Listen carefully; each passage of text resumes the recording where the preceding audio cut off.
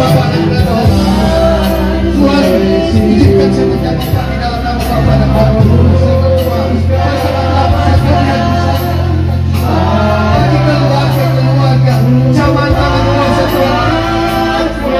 Dalam Tuhan Yesus, waktu yang terjadi, lebih khusus bagi iman dan dalam Bapa dan Roh Kudus.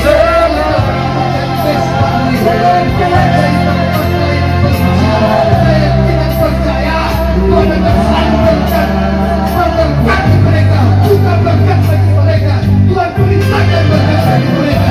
Tuhan banyak orang yang tetap ini, Tuhan mampukan kondisi, Tuhan berikan kasih sayang kepada Tuhan bersama dengan persoalan. Ada sakit lagi, Tuhan beri solusi, Tuhan berjalan keluar. Tuhan akan Tuhan terjadi, dalam nama terjadi, dalam nama Yesus, dalam nama Yesus. Tuhan pulihkan kondisi dan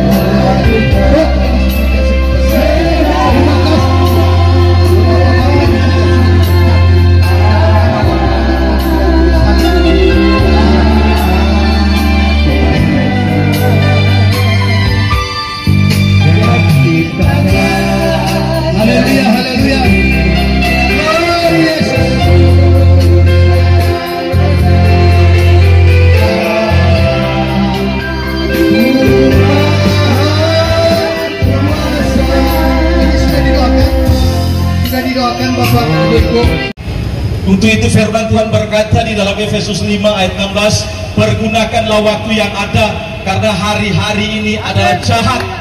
Hari-hari ini adalah jahat, berbicara bagaimana masa-masa pemurnian sementara terjadi, masa-masa kesukaran sementara kita alami, penekanan-penekanan ekonomi, sakit penyakit yang semuanya akan terjadi di dalam kehidupan kita, bahkan pengharapan firman Tuhan. Untuk itu firman Tuhan berkata, pergunakanlah waktu yang ada. Waktu bukan berbicara detik, menit, hari demi hari yang kita alami setiap hari, yang kita lalui setiap hari, tetapi berbicara mengenai kesempatan yang ada. Ketika Tuhan memberikan kesempatan kepada kita, kita masih kuat, sehat, bernapas, biarlah kita terus tetap setia kepada Tuhan. Kita terus setia di dalam kebenaran-kebenarannya, agar senantiasa kehidupan kita terus diberkati oleh Tuhan. Walaupun kita tahu di tahun 2024 ini adalah masa-masa pemurnian, tetapi bagi setiap orang yang percaya kepada Tuhan, biarlah ini merupakan tahun iman, pengharapan dan kasih. Amin. Bukan kita takuti lagi, tetapi kita bersyukur kita di dalam Tuhan ada pemeliharaan Tuhan yang sempurna. Amin. Nah, firman Tuhan pada siang hari ini saya ambil di dalam 1 Korintus 13 ayat 13, berbicara mengenai iman, pengharapan dan kasih. Yang terbesar adalah kasih. Nah, di tahun-tahun ke depan ini, tahun-tahun pemurnian yang akan terjadi di dalam kehidupan kita, semua umat manusia, bukan cuma yang percaya tetapi yang tidak percaya, pemurnian lepas pemurnian Tuhan akan izinkan di dalam kehidupan kita. Tetapi kehidupan kita ketika kita hidup di dalam iman, pengharapan dan kasih ini, mari kita percaya kehidupan kita, walaupun kita tahu ini masa-masa yang sulit akan datang, tetapi kita di dalam pemeliharaan Tuhan. Kalau kita baca di dalam Ibrani 11 ayat 1 berkata, iman adalah dasar dari segala sesuatu yang kita harapkan, dan bukti dari segala sesuatu yang tidak kita lihat, namun kita percaya. Jadi iman ini adalah dasar kehidupan kita, fondasi kehidupan kita setiap orang yang percaya, yaitu Yesus Kristus. Kita harus sungguh-sungguh mengasihi Dia di dalam kehidupan kita. Tetapi firman berkata bahwa iman tanpa perbuatan adalah mati. Dalam Yakobus 2 ayat 17, dalam Yakobus 2 ayat 24 berkata, bukan cuma sekadar iman, tetapi perbuatan-perbuatan yang harus kita lakukan di dalam kehidupan kita. Kalau kita membaca di dalam Kejadian 22, bagaimana iman dari Bapak Abraham diuji, kepercayaan dari Bapak Abraham diuji, bagaimana anaknya satu-satunya Ishak ingin dipersembahkan kepada Tuhan, disembelihnya, dibunuh, dibawa kepada Gunung Moria untuk dipersembahkan kepada Tuhan. Sebagai manusia yang biasa, siapa yang tega untuk memberikan anaknya untuk dibunuh? Tetapi kita melihat iman yang ada pada Bapak Abraham sungguh luar biasa. Iman yang disertai dengan tindakan, dengan perbuatan. Artinya dia bukan cuma sekedar percaya kepada Tuhan, tetapi dia mau melakukan semua kehendak Tuhan di dalam kehidupannya. Dia mempersembahkan anak satu-satunya untuk dipersembahkan kepada Tuhan, untuk dibunuh, dipersembahkan darahnya sebagai persembahan yang kudus. Tetapi Abraham mau melakukannya karena dia mengasihi Tuhan, dan Tuhan melihat bagaimana imannya yang sungguh-sungguh disertai dengan perbuatan, sehingga Tuhan menggantikan dengan domba jantan untuk dipersembahkan kepada Tuhan. Nah, inilah yang Tuhan mau di dalam kehidupan kita sebagai orang percaya. Bukan cuma kita sekedar percaya kepada Tuhan, tetapi kita masih terikat dengan segala kedagingan-kedagingan. Kita masih terikat dengan segala pesta pora, kemabukan, perjudian. Bahkan orang bilang persinahan jalan terus. Ini iman yang tidak disertai dengan tindakan perbuatan. Iman yang mati di dalam Tuhan. Yang Tuhan mau di dalam kehidupan kita adalah sungguh-sungguh percaya dan melakukan semua kehendak Tuhan di dalam kehidupan kita. Dalam 1 Korintus 3 ayat 12 berkata bahwa iman itu harus dibangun di atas dasar yang benar, yaitu emas, perak, batu permata. Kalau kita melihat benda-benda ini bersifat tidak mudah terbakar.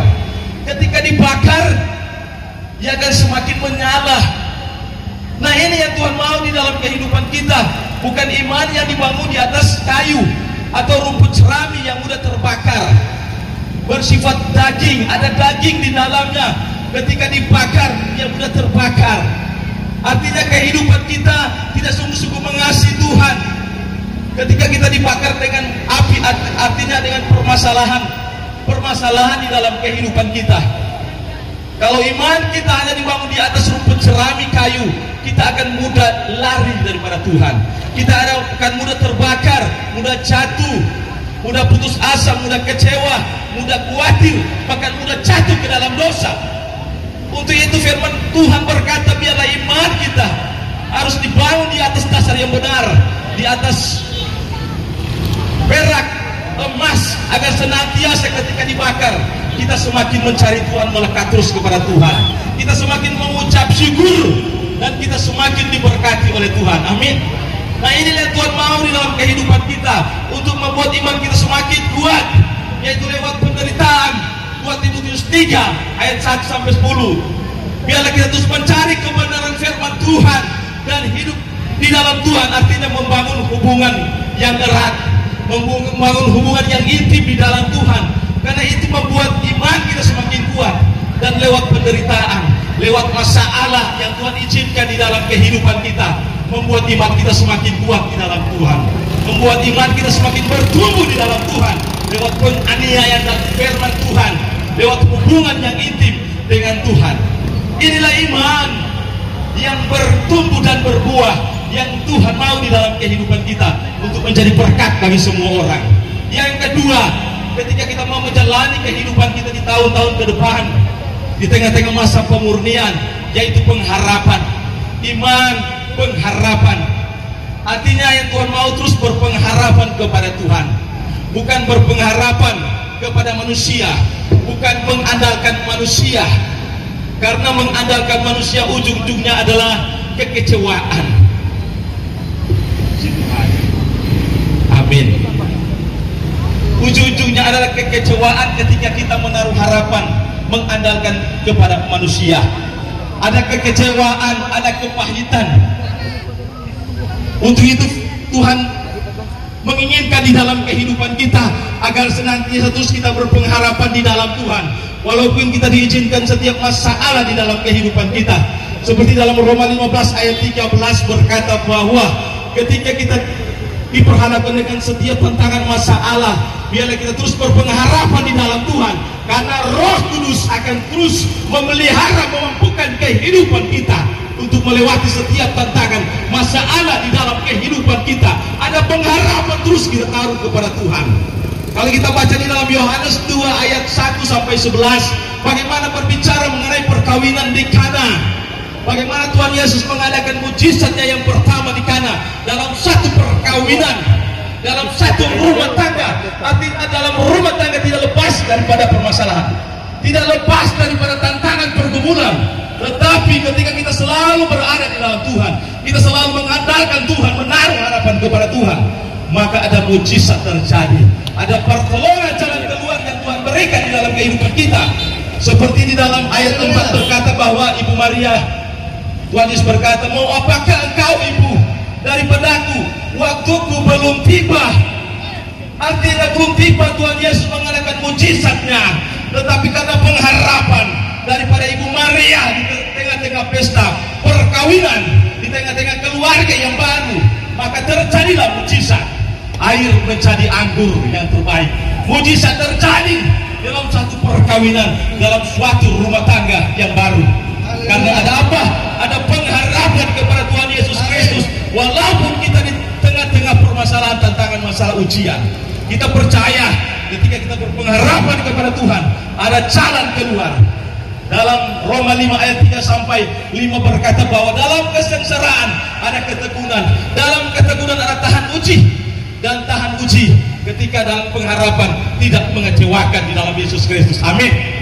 Walaupun kita diperhadapkan dengan masalah, tantangan, kita percaya, kita terus mencari Tuhan, bertekun di dalam Tuhan, ada tahan uji, dan tahan uji itu menimbulkan pengharapan, dan pengharapan di dalam Yesus tidak pernah mengecewakan. Amin. Puji Tuhan. Yang ketiga adalah kasih.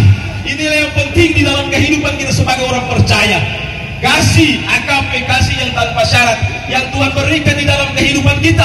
Di dalam Matius 22 ayat 37 berkata bahwa hukum yang pertama adalah kasihlah Tuhanmu dengan segenap hatimu, dengan segenap jiwamu, dan segenap akal budimu. Dan hukum yang kedua yang sama dengan itu, kasihlah sesamamu manusia seperti dirimu sendiri. Nah, ini yang Tuhan mau di dalam kehidupan kita, mengasihi Tuhan dengan seluruh kehidupan kita, dengan sikap, tindakan, perilaku kita setiap hari. Artinya menjauhkan kehidupan kita dari segala yang tidak berkenan, segala kedagingan-kedagingan yang menghalangi kasih Tuhan di dalam kehidupan kita. Kita tinggalkan itu. Dan Tuhan mengajarkan, biarlah kita terus mengasihi antara sesama kita, sesama manusia. Karena itu yang Tuhan kehendaki dalam kehidupan kita. Hukum kasih. Kalau hukum Taurat mengajarkan mata ganti mata, mulut ganti mulut, nyawa ganti nyawa. Ketika orang melakukan kesalahan kepada kita, kita harus balas setimpal dengan apa yang dia berikan. Tetapi Kristus Yesus datang memberikan kasih, hukum kasih yang sempurna di dalam kehidupan kita. Kita harus mengasihinya. Kita harus memberikan kehidupan kita. Kalau dalam Ibrani 12 ayat 14 berkata, berusahalah hidup damai dengan semua orang. Artinya berusaha hidup damai dengan semua orang adalah bagian daripada kekudusan. Kejarlah kekudusan. Itulah yang Tuhan mau di dalam kehidupan kita. Perbaiki kehidupan kita. Mungkin saat ini kita bermasalah dengan suami, dengan istri, tetangga kita, dengan sesama teman hamba-hamba Tuhan. Tuhan bilang, berusaha hidup damai. Buang semuanya itu, karena semuanya itu sia-sia di hadapan Tuhan. Kalau dalam Yakobus 4 ayat 14 berkata, kehidupan kita seperti air, kadang terlihat sesaat lalu lenyap. Artinya kita tidak ada apa-apanya ketika kita tidak di dalam Tuhan. Hari ini kita sehat, besok kita sakit. Hari ini kita ada, besok Tuhan panggil. Untuk itu ketika kita masih diberikan kesempatan, ketika kita masih diberikan kekuatan, kesehatan, biarlah kita terus di dalam Tuhan, menyenangkan hati Tuhan lewat kehidupan yang memberi buah di dalam kehidupan ini. Kalau di dalam Yohanes 15 ayat 4 sampai 6 berkata, biarlah kita terus hidup di dalam Tuhan dan Tuhan hidup di dalam kita. Artinya seperti ranting yang hidup di dalam pokok anggur yang benar, agar senantiasa dia terus berbuah, bertumbuh, menghasilkan buah di tengah-tengah kehidupan ini seperti kita sebagai orang yang percaya. Teruslah hidup di dalam Tuhan, teruslah hidup di dalam pokok anggur kebenaran Tuhan dari Yesus, agar senantiasa kehidupan terus bertumbuh dan berbuah untuk menghasilkan di tengah-tengah kehidupan kita untuk kemuliaan akan nama Tuhan Yesus Kristus. Haleluya, haleluya. Shalom.